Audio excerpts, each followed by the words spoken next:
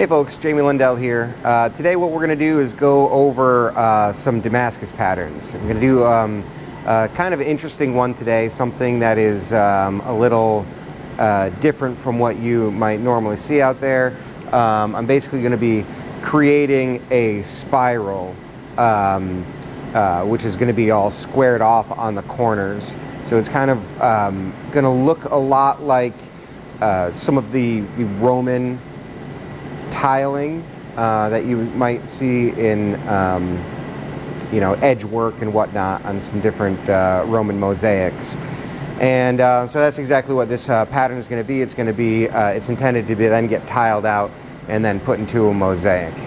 So it's going to be a lot of taking my bars, initially taking the bars and then cutting them into smaller sections and then assembling all that, getting it all welded together, forged down into a bar. So a lot of this is going to come down in the beginning to precision of which pieces go where. So one thing that I've done in preparation for this is I've taken all of my bars of 1075 and I've gone over with a Sharpie just on the edge. So now there's no confusion when I start lining things up. You can see, all right, well, we got a bar 15 and 20 here because that has the bright edge, and then the rest of this here is 1075. So as I start getting everything all laid up, it'll be a lot easier to see which bar is what and not get really confused. So what we're going to do is we're just going to take a quick moment and we're going to take a look at how this design is laid out and the possible applications for some of that.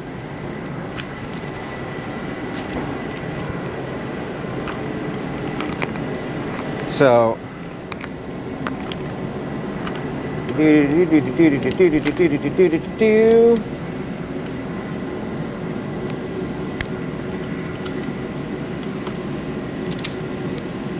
this right here is my layout, and you can see I laid this all out on graph paper. So each one of these squares is a 1/4 inch. So you can see I've broken it down into A and B, that is 1075 and 15 and 20. And I just labeled 1, 2, 3, 4, whatever, to denote that, when I, cut this bar, this little end gets turned into that little end there. So I've laid that all out, and then I've gone through on all of my bars, and I've laid out what gets cut where. These are all 1/8 inch, so it takes 2 of these to create one of these lines.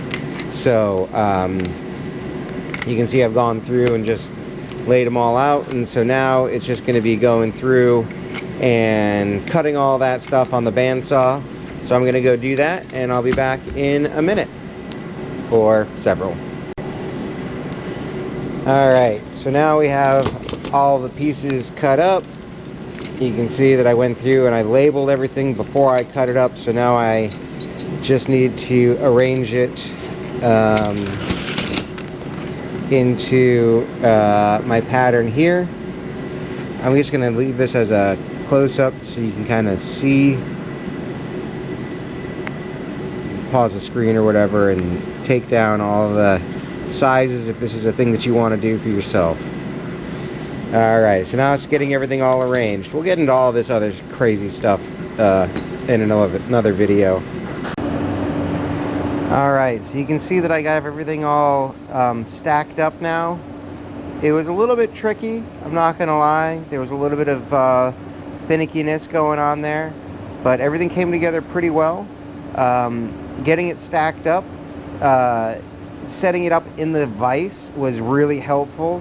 So you set up your bottom and then you kind of just build your layers as you go. Now that I have it all set up, what I'm going to do is I'm just going to weld across this whole face and then do a couple of tack welds.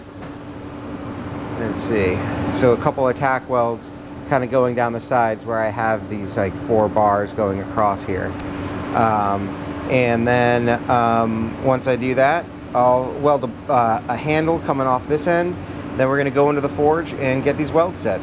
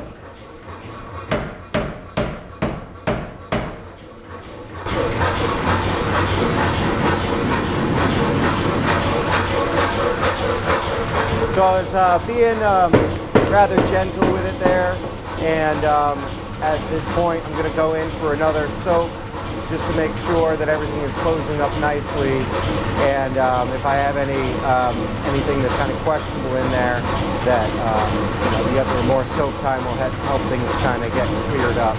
Just because there were a couple gaps in there as I got everything put together, so I want to make sure everything comes together nicely. So we're going to be pretty gentle with it and make sure that things come together well. All right, so we've had a 5-minute soak again, and now we're going to come back out and come under the hammer.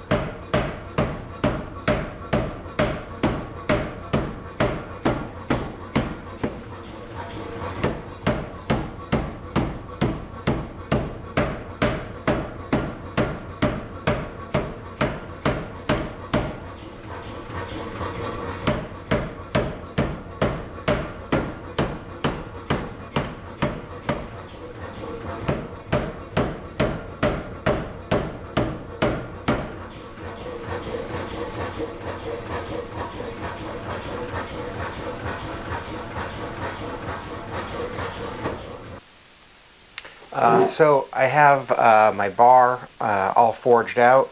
You can see all of those the little spaces that I had in my alignment have all sealed up. Everything came together quite nicely.